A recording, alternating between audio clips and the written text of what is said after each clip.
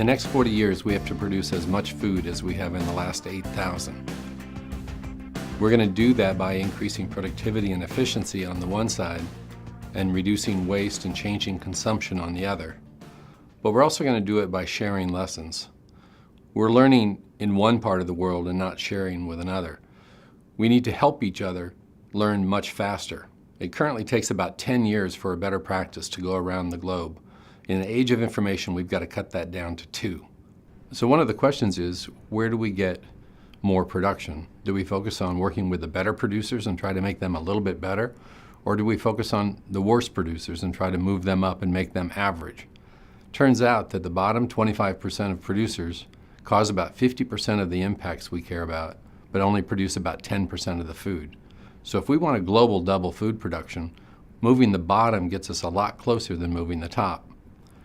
But we also need to figure out ways for these producers to share information so that they can actually learn from each other much more quickly. A lot of groups are beginning to create databases where they put their information in and share it. This kind of pre-competitive behavior is going to be a cornerstone for the 21st century. We've got the IT, now we just need to use it for agriculture and for nutrition. And finally, I think trade is going to be a major ingredient for how we achieve food security at a national level. Every country can't be food secure by producing its own food. It's going to have to trade it and import it from other countries as well. So how are we going to double food production by 2050? First of all, we need pre-competitive behavior. We need to work together. We need to share information to move the entire system quicker. We need to move the bottom, and we need trade to fill in the gaps.